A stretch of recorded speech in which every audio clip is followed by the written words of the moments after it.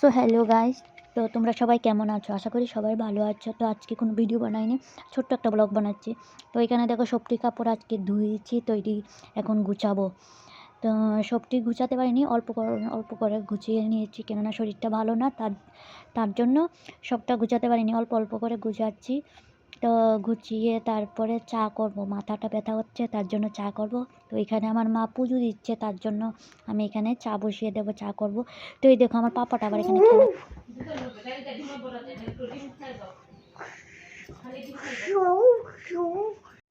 তো এখানে দেখো জল ফুটে গেছে, চা করব, প্লাস বাবার জন্য টিফিন করব, হরলিক্সের জন্য জল রাখবো।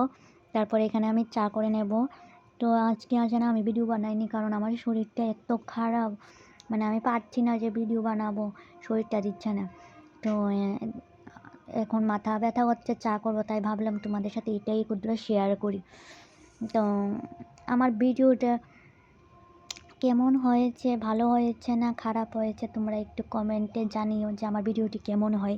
তোমরা কমেন্ট না করলে তো আমি বুঝতে পারি না। তো এখানে দেখো আমার চা কমপ্লিট।